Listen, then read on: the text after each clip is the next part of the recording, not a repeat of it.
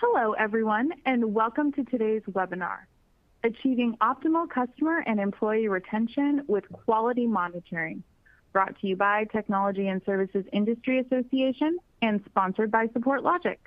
My name is Vanessa Lucero, and I'll be your moderator for today. Before we get started, I'd like to go over a few housekeeping items. Today's webinar will be recorded. A link to the recording of your presentation will be sent to you within 24 hours via email. Audio will be delivered via streaming. All attendees will be in a listen-only mode, and your webinar controls, including volume, are found in the toolbar at the bottom of the webinar player. We encourage your comments and questions. If you think of a question for the presenters at any point, please submit through the Ask a Question box on the top left corner of the webinar player. We will open it up for a verbal Q&A portion at the end of today's session. Lastly, feel free to enlarge the slides to full screen at any time by selecting one of the full screen button options, which are located on the top right corner of the slide player. I would now like to introduce our presenters today. John Ragsdale, Distinguished Researcher and Vice President of Technology Ecosystems for TSIA, and Harish Bhatlapanumarthy, Vice President, Ecosystems, SupportLogic, and Judy Plotz, Chief Customer Officer, also with SupportLogic. As with all of our TSIA webinars, we do have a lot of exciting content to cover in the next 45 minutes, so let's jump right in and get started. John, over to you. Well, thank you, Vanessa. Hello, everyone, and welcome to today's webinar, Achieving Optimal Customer and Employee Retention with Quality Monitoring. I think it's fair to say that a lot of companies have launched programs and initiatives around customer experience that weren't really linked to specific business goals or results and ended up being what I call art projects. And if your customer experience program was an art project, continued funding in the current economy is not likely. Today, we're going to talk about aspects of customer experience that have clear impacts on critical business metrics, including employee retention and annual recurring revenue, or ARR. Technical support and customer success are very intensive people businesses, and making sure employees are engaged and satisfied is more important now than ever. A recent Gallup poll found that companies with disengaged employees have 16% lower profitability, 18% lower productivity, and 37% lower job growth. It may be tempting to think, with layoffs really occurring almost every day in tech right now, that employees are happy to have jobs and a focus on employee engagement is not as essential, and that is absolutely not the case. If we look at some of our data around employee attrition rates, we see that industry averages for annual employee attrition are around 15%. Voluntary attrition around 8.2%.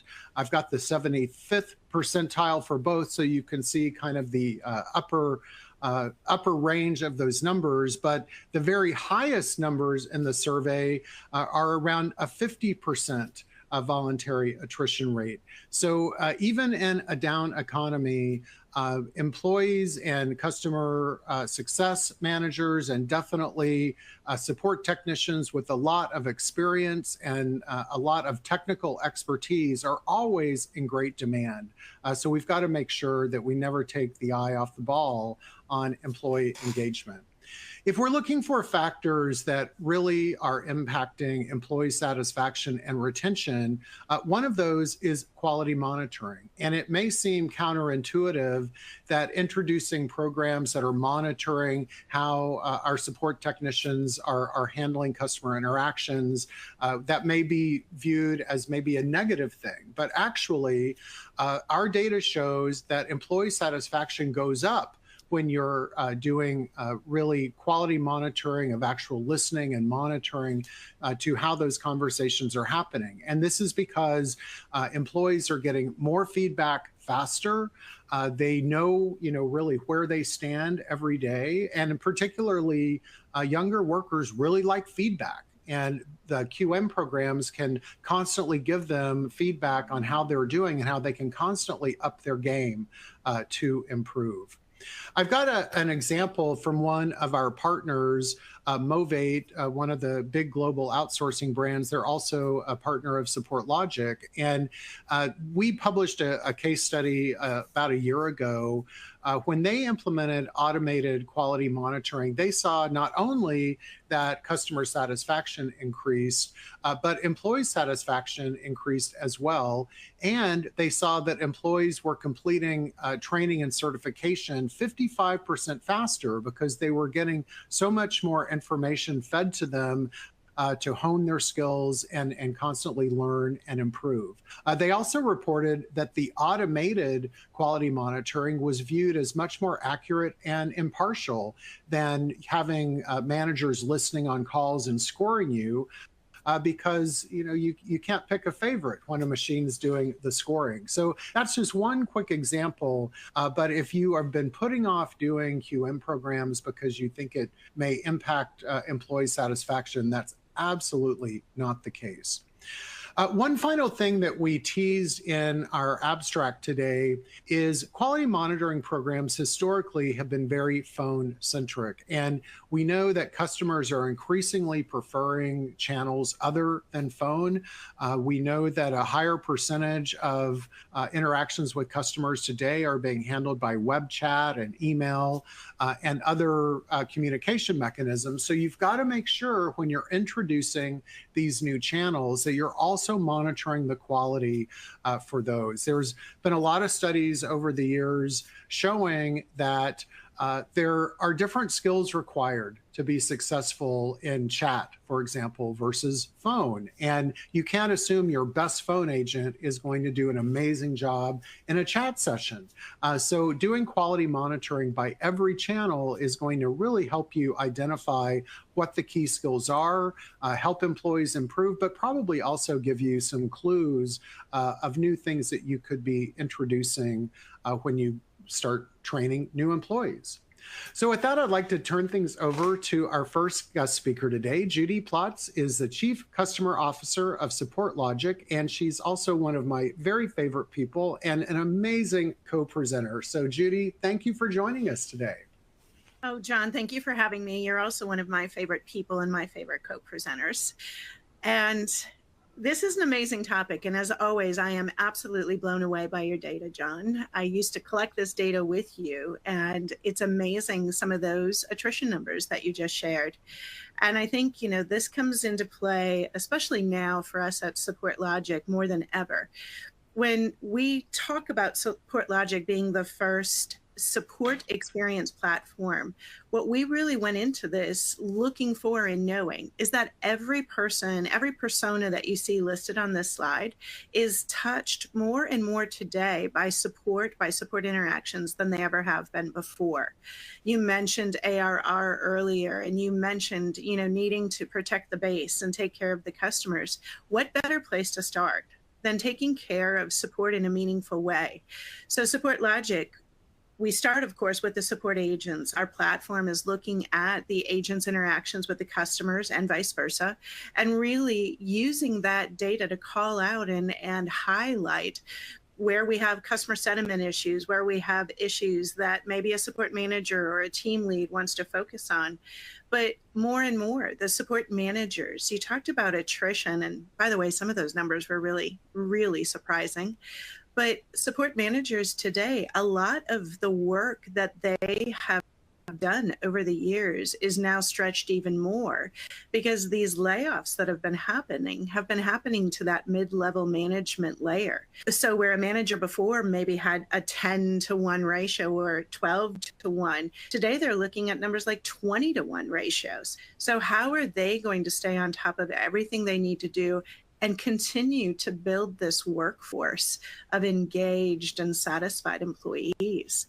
So I look forward when Harish takes over to talking about the quality monitoring in a new way and in a new style, and how we can do that better, not only to serve the employees and how they want to be managed these days with the newer generation, but how we can help these mid-level managers do their job more effectively and give them time back to do what they really want, which is to coach and lead their teams. Support executives, of course, giving them a holistic look at the entire support experience. Our brethren in customer success and sales, all of the insights that we sit on in support, thousands and thousands of interactions every single day. And we're getting better, but we're having to go even harder on unearthing and giving those insights to success and sales. Because again, we need to protect and protect ourselves from churn, but also look for the opportunities to expand the current customer base that we have, and not just always look for new customers. Product and engineering, serving up the insights that we can give back to them so they can develop features that customers really want to use, so that they can fix things that the customers want fixed that potentially aren't defects or bugs or enhancement requests, but they're just things in the products that don't work well. Of course, our friends in IT and business ops, we have to work harder and harder, to have that meaningful relationship with them, but also, to anybody on the C staff, and certainly finance. Finance is looking at everything that's happening today in all of these teams and really wanting to improve, the net dollar retention, the margins, but also, do things in a better way. And I really hope support today is moving more towards the long-term planning and the long-term budgets, not just the short-term planning that was so common a few years ago. So today at Support Logic, this is just a sample of some of our amazing customers. And the thing that I love about this slide, every single organization on here does support in a good to great way. And yet they've still chosen Support Logic to be their partner in developing that support experience platform, because they want to excel and be even better than they are today. So love this slide, love these logos. Still happy to say that we have no churn in the Support Logic world. And we really know the importance of protecting our customers and protecting our base. So I'm going to turn it over now. Actually, I'll cover this one last slide. The all-in-one solution for support experience. So I've talked a little bit about our platform, but one of the things that I think is really important for all of us, and Harish, I know you're going to build out on this so much when we talk about the quality management piece, is looking at our world in jobs to be done. And that's what Support Logic focuses on in the support world. We look at the jobs that the managers are doing, the jobs the agents are doing, the jobs that, we have our support operations team doing. And today, of course, what we're focusing on is the quality monitoring and coaching piece right there, surrounded in the pink dots. This piece for a while went away during COVID, because we had to figure out how to deliver coaching to an already stressed out workforce, and a workforce that was now 100% remote. And it wasn't as easy for us to deliver coaching conversations in a highly stressed environment with highly stressed employees who were dealing with highly stressed customers. So a lot of organizations put quality monitoring and coaching on the back burner, if you will. Now, today, I'd say we need to grab it back. We need to put it on the front burner, because again, the workforce that's coming in today, they want to be the CEOs of their own career. They want to know real time, what am I doing well? What am I not doing well? They don't want to wait 30 days for a review. They don't want to wait for a performance review once a year, but they certainly don't want to wait for that smattering of cases that somebody chose to look at and tell them what they're doing right or doing wrong. And that's why looking at the ability to do manual case reviews, but the ability to do it smarter, but also to do automatic QA, I think is something that if we're not thinking about it as an industry, or if you're not thinking about it as you're working, through your transformation, think about what's going to happen in the next 30 minutes together. And I bet we'll move it to the front of your brain one more time. So Harish, with that, I'm going to turn it over to you. Thanks, Judy. So that's a tough act to follow. Hello, everyone. I am Harish. I will actually stay at the previous slide. I'm Harish. I founded a company, Entropy Labs, a couple of years ago, a few years ago. And then our main motive at Entropy was that we wanted to build tech to help people just do their job better using insights from data. It was not to replace people, but it was just to help them do their job better. And in the customer service world, as John alluded to, most of the focus in terms of feedback or coaching was on phone calls. And we saw an opportunity that the support world was drastically moving from just phone calls to a mixed model support, which is chat and email and web form support. And to be able to provide this kind of deep insights, so the customer support agents are able to do their job better, there was just no solution out there. So we were the world's first product where we tried to build a solution which is AI powered and which tries to help automate the quality processes, quality management processes across multiple channels and multiple languages and other stuff. Now, as we think about quality itself, most of you probably already have a QA program. Any sufficiently decently large support organization already has a program, but it's probably manual, right? So you're manually scoring or reviewing 1 to 2% of all your tickets or all your cases. There's obviously highly labor intensive. Scoring is a tedious process. Most of the QA staff who do that really don't like it because they want to use the insights to focus on coaching and helping the staff get better, but not just sit there and do the laborious process of scoring. But we have to do it, and being able to scale that kind of an activity is very hard, especially in organizations where the support volumes fluctuate a lot and there's a lot of seasonality. Being able to rapidly move to scale your organization is extremely hard and very expensive. And the feedback is also not close to real time. It's mostly once a week or once a month.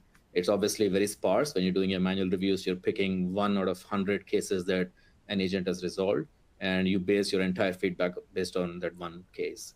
The person has obviously rightly claimed that the other 99 cases have done a great job, and you're not even looking at them. So that is a sore point for a lot of teams, right? And then, of course, John talked about bias. Agents do complain about bias. They do complain that this particular reviewer may not like me, or maybe the person is just having a bad day, and I just got a bad review. All of that can be solved with an automated QA program.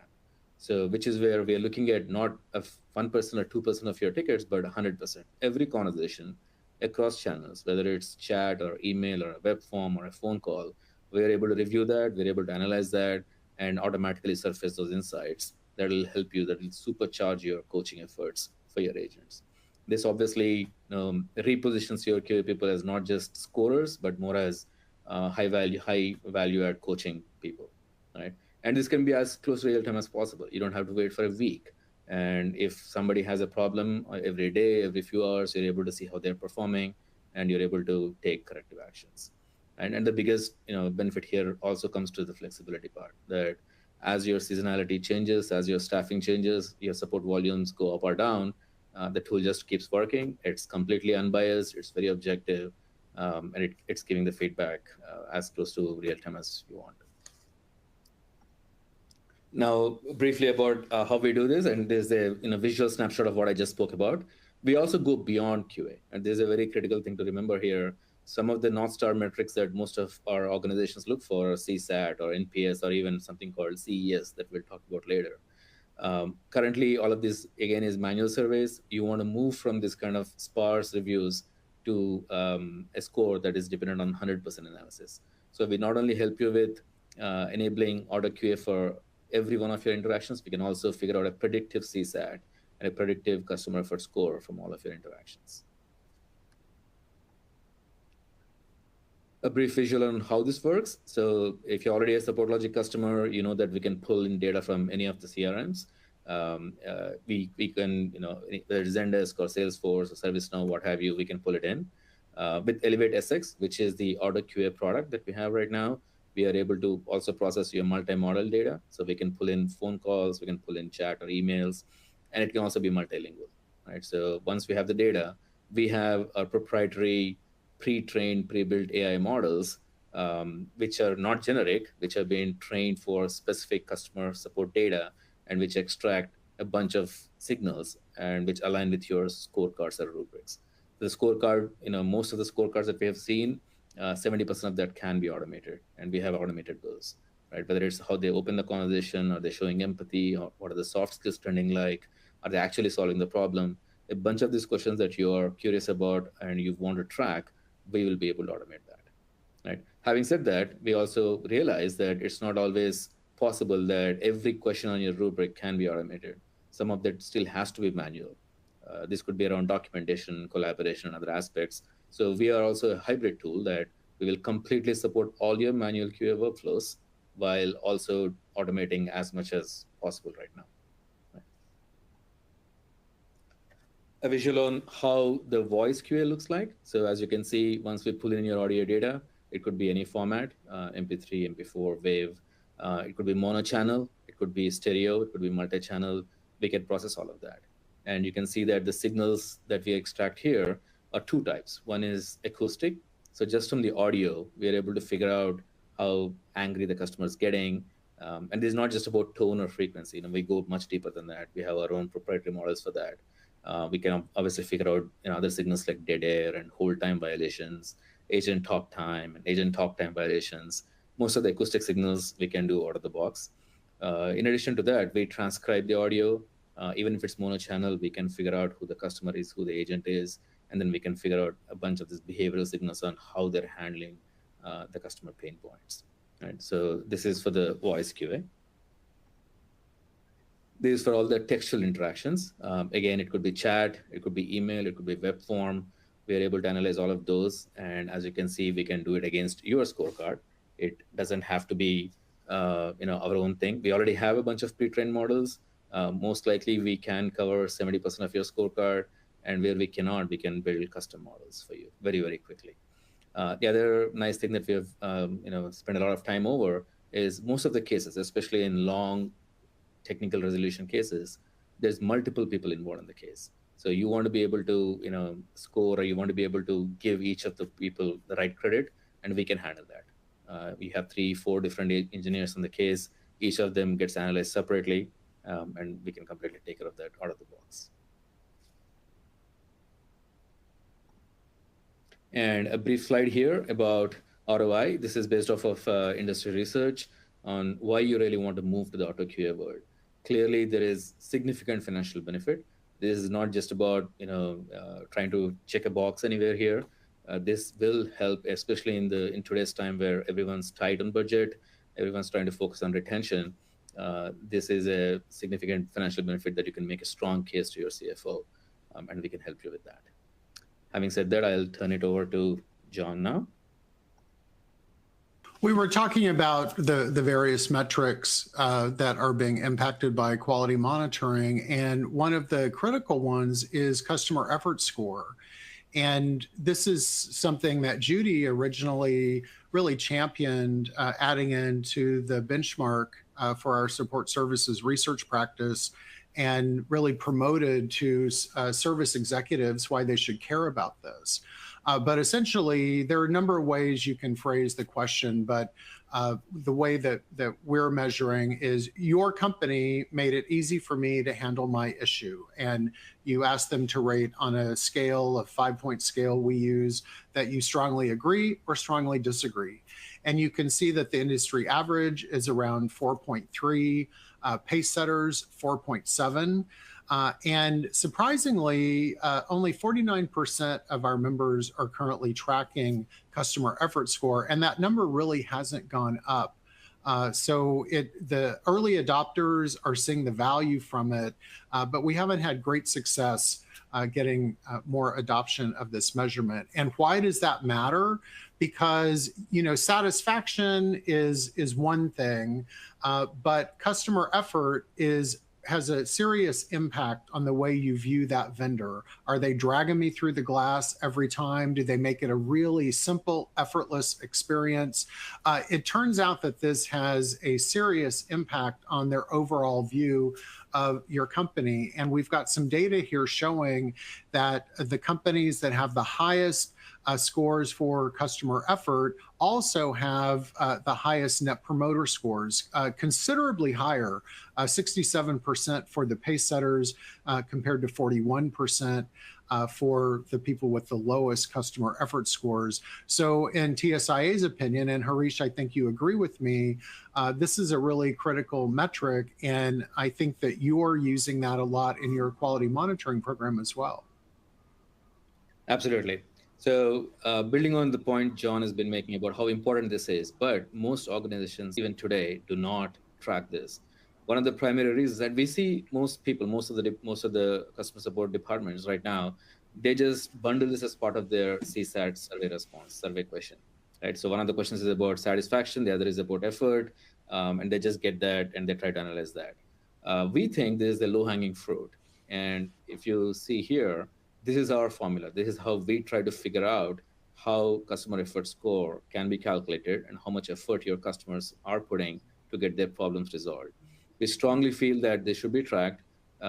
This obviously has a strong correlation to your NPS, and it is a low-hanging fruit. Today, we will be able to support you with the CES right out of the box and help you track for every one of your cases and then aggregate it across the organization in multiple dimensions and understand how much effort your customers have to put in to get their problem resolved.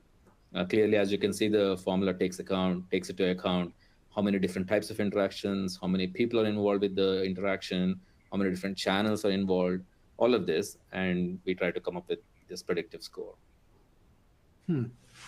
So, Judy, why do you think that we've had such a difficult time moving the adoption of customer effort score beyond 50%? What are the barriers for companies not adding this into their tracking? Well, my saucy answer to that is, do we care about the customer effort, right? Because we keep pushing more and more to the customers. We're asking customers to do more and more. And, I think we've confused that a little bit when it comes to self-service, because we want customers to find the answers, in the way that's meaningful to them, in the easiest way. But we've also confused it by putting more work on them, and we shouldn't do that. The other thing I think about it is, we have so many different surveys by so many different groups in so many parts of the company that people feel like CES is just another number. And it's not really a number that people have adopted to send to their executives. They're proud of the NPS number. They're proud of the CSAT number. But you look at a number like customer effort, and to go through retraining an executive team or to your stakeholders, what that really means, it's not a conversation a lot of people are comfortable having. I think it's well worth having. I totally advocate for it. I do, because that is where you're going to get to the gold with customers of making their interactions with you smoother and easier. And they're willing to tell you if you're willing to ask. Well, you also wonder, so many executive bonuses are tied to CSAT, and CSAT is much easier to manipulate in surveys than a customer effort score. So, at the end of the day, I think we've got plenty of data showing it is, if not the most, an incredibly actionable number that they need to be measuring. But if incentive comp isn't tied to it, are they ever going to jump on board? Yeah, I agree with you. So another question for Judy. I think that historically quality monitoring programs were sometimes very tactical. They were, how can we boost productivity? How can we close the call faster? Increase first contact resolution? And, all of these things do impact the customer experience. But if you couple this in with all of the other work you're doing with SupportLogic customers about sentiment analysis and escalation prediction and all of the scoring you're doing on likelihood of churning and the impact that these experiences are having on accounts, are you seeing that quality monitoring is now being viewed as a more strategic effort than it was in the past? John, that's such a great question. And yes, I'll absolutely say without a doubt it is. So this used to be something, to pass certain audits or certain assessments, you had to prove that you had a quality monitoring program in place. And you had to prove how many cases you were monitoring, what percentage, things like that. And this is call center 1980s kind of thing, if you think about it, right? It is check the box. Yes, we've done that. And let's move on now to our next task. And I think for all of us who love this industry of support, we're in a much different world today with how support should be measuring itself, how it should be viewing itself in the eyes of the customer and the eyes of the executives. And I think it supports time to say, hey, we have these processes that we can, bring into the year 2023 and use them for good across the board. Good for the company, good for the organization, good for the employees, good for the customers. And this is a perfect example because, again, you get information that's multifaceted and multi-tenant that you can use. If you're doing quality monitoring, you can find things out for your product team. You can find things out for customer success, for all the different business units. So to me, this is a huge differentiator. And if you're doing it well and for the right reason, you will be a different type of team and a different type of executive. There's no doubt in my mind. Yeah, it's so true. Support typically has more interactions with customers than anyone else in the enterprise. And the fact that we're not mining those for the intelligence about products, about the implementation, about their onboarding, about everything, it's really a lost opportunity. Harish, I wanted to just touch on one of the things that I was so excited about with your technology is your ability to mine quality in multiple channels. And traditionally, quality monitoring has only been focused on the phone channel, even with the pace setters. They just haven't had the ability to analyze text and understand what that experience is like. Could you talk just a little bit more about why it's so important to have quality monitoring for every customer communication channel? Absolutely. So as the support world has evolved from phone to other channels, primarily as a cost reduction benefit, but more than that, it's been the notion that you got to go where your customer is, right? So over the last decade and a half, people have significantly moved to adopting mobile phones, and there's this mobile chat going back and forth. So the primary channel of support has moved from just calling somebody in to being able to chat with them, to send them an email, even Slacking, WhatsApp. The channels have significantly exploded, right? And to your point about support being the single biggest function with maximum post-sales activity with customers is absolutely true. We have even seen some numbers like 70% of all post-sales interactions happen through support. Wow. Given how channels have exploded, it's become super duper important that you want to be able to analyze every channel. You want to monitor your quality, understand how the agents are behaving, how the agents are performing. More so because very few organizations have the luxury to have agents dedicated to only one channel.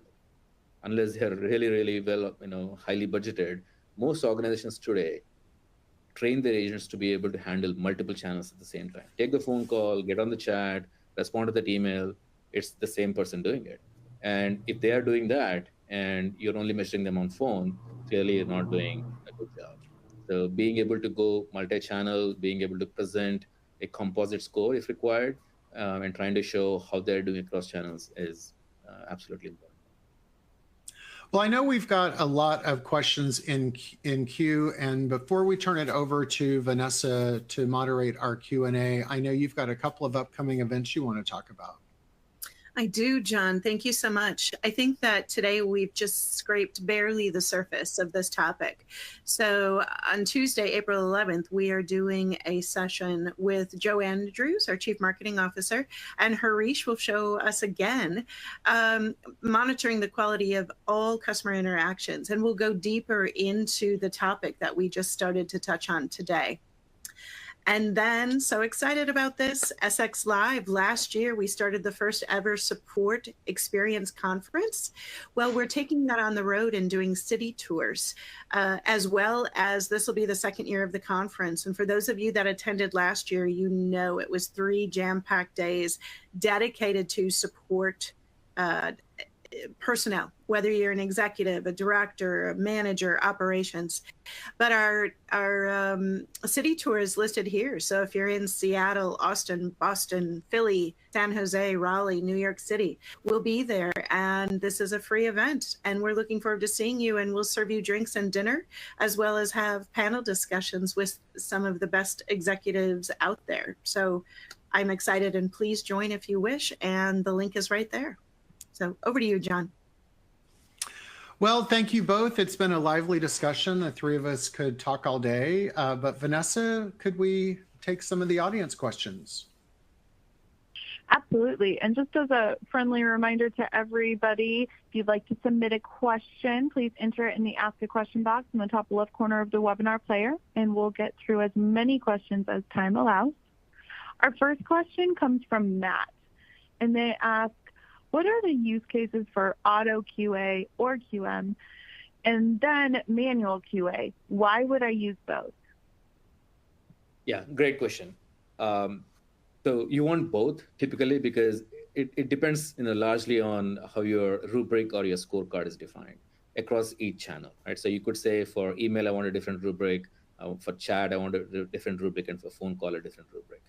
Now, the question there is how much of that can be automated? Usually, majority can be automated, but then you will have questions which are hard to automate, which is how are my agents collaborating? How are they escalating the problem inside the company? Are they documenting correctly? Sometimes in technical product resolution, it could get really complicated that I really expect them to know the product inside out. Am I seeing them doing some of these smart questions? Are they able to correlate to some past cases correctly? These kinds of things are usually hard to automate, in which case what we recommend is we look at your scorecard. More likely than not, we probably can automate 70% of that, and maybe 20 or 30% still wants to be manual, in which case we support both the modes, and you want to automate 100% of your cases as much as you can using this 70% scorecard. The others, you can still manually do it. Now, in our world, even those manual scoring, most of the teams still rely on spreadsheets, or it's very manual, it's very ad hoc. We will help you streamline that. We have a very robust manual QA tool, which will help you, define assignments using some rule-based logic. It will allow your agents to dispute any of the reviews. We completely help your QA staff to manage their workflow day in and day out, strong reporting and other stuff. So yeah, so there are cases where you want to auto QA as much as you can, but then where you cannot, you want to continue with your manual QA efforts. Okay. Julie has a question that says, I use a random generator now to evaluate my team. What's the main value this QA workflow gives me? Right. So most teams today do the same thing, right? So let's say there's like 10,000 cases or 1,000 cases in a month. They randomly pull a few tickets, right? A few cases, and review them and say, okay, I'm done with my job. What you want to do instead, either totally go auto QA, in which case all 100% have been automated. But even if you don't want to go there, you want to pull the cases with some logic, right? You want to pull cases where maybe the phone call went for more than 15 or 20 minutes, a case where a customer was visibly upset. There is a strong negative sentiment felt, a case where you probably got a low CSAT, right? So being able to pull those kinds of relevant cases and then reviewing them to provide higher value feedback is very important. And a tool that allows you to do that, that's where we call it as assignment logic. Our tool allows you to do, those 1,000 cases. You can define your rules. It'll automatically pull those cases which matter, and then allow you to manually review them if you choose to. Our next question is from Dina, and they say, quality monitoring feels so 90s. Is it really still relevant? Yeah, after this 40 minutes of discussion, I think that question should have been answered by itself. Yeah, it is definitely in the 90s. It used to be a checkbox in the 90s. Now it's not a checkbox. It's almost a mandatory thing that you want to have with the explosion of support channels, right? And maybe it's still the same term. Maybe we could come up with something cooler than quality monitoring, but it's almost a must-have now. And given the technological advances that we've made, especially with all this explosive AI stuff, you want to leverage that technology. You want to use that to help augment your staff's performance. And it's actually easier to do it now, right? So why not do it?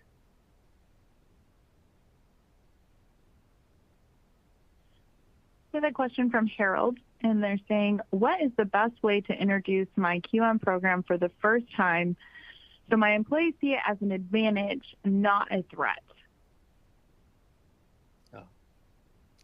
Another great question. So what we would recommend is, if you wanted to do it and haven't done it yet, we'd recommend starting slow. So decide on what your rubric is going to be. You can use a tool like ours, or obviously we prefer that you use ours, but you start with your manual review processes. We can help you set it up. And then you start your manual reviews, you start providing feedback, start providing coaching. By the way, we have a very, very robust coaching module, which includes video coaching in our solution. So you can use that, get started with that. Slowly, you'll understand what matters to your organization, which parts of the rubric you want automated, which of them you want to keep them manual. And once you get to that stage, we'll help you automate that part as well. So it's a thing that we like saying at Support Logic: crawl, walk, run, and we'll assist you on each of those stages throughout the path. If I may, Vanessa, before you ask the next question, I think, Harish, you're spot on. And I love how you're using the word coaching so often. And I think that that's necessary as we roll this out to a new support org, or, roll it out for the first time. You want the agent buy-in that this is good for them, that this is not a punitive measure, that this is not a big brother watching over you, that this is about coaching and helping them be better at the jobs they decided they wanted to do. And I love the use here of the word coaching, and almost leaving the word monitoring off completely, right? I just think that would be useful too. Sorry to jump in on that, but I thought I'd share. No, that's a great point, Judy. And this actually ties back, Vanessa, to your 90s question. Yeah, in the 90s, this was a checkbox. In the 90s, it was probably more of a punitive thing. But given where we are, it is more about coaching. It's more about feedback. It's more about their self-development than anyone trying to, punish them or trying to monitor them, right? It's more about their self-development and what can you do? How can you leverage technology to kind of 10x that, which is where we are, which is what we are trying to help them with. Great. Well, this next question comes from Kevin. And you mentioned rubrics, Harish. So they say, I'd like to know more about rubrics. How are they built, and are there defaults I can use? Right. Yeah. So if you want to do any kind of quality program, you want to have a rubric. We at Support Logic, we do have a rubric out of the box that we can offer you. We can work with you to help you define your rubric. Most teams have a set of questions, which is basically called as a rubric or a scorecard. And if you don't have one, we can help you with one. In fact, we have a customer that came in who are just getting started with the program. They didn't really know how to define it. We gave them what we have out of the box. They love it. We spruced it down a bit for them, and we went live with that. So we can do the same thing for you.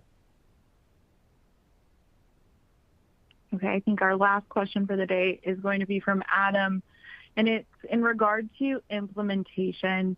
We want to know what the typical time is to implement a solution like this, and then also what lift is needed on their end to do so. Yeah, great question. So there's two levels here. One is, if you're already a Support Logic customer, we already have your data, right? So, and if you're interested, just talk to us. We look at your rubric. We'll align our models with your rubric, and we can get started. We can go live really quickly. Usually the first dashboards to be up and running can be in less than 2 weeks, because we can just show you how our out-of-the-box rubric works like, and then we work with you on kind of fine-tuning it, right? If you're not an existing customer for Support Logic, we'd love to obviously get started with you. And once we go through the contract, we're able to establish a connection. The biggest thing here is our ability to pull your data in, right? So if you're using any of the standard CRMs, it's out of the box for us. It's easy for us. We'll be able to connect and pull the data in. Once the data is pulled in again, in less than 2 weeks, we'll be able to show the dashboards. We'll show you how the tool works, how you can use it. So not much lift from you other than allowing us to pull the data from your systems of record, from your CRM, and working with us on how you would like to fine tune your rubric. That's pretty much it. We do most of the work.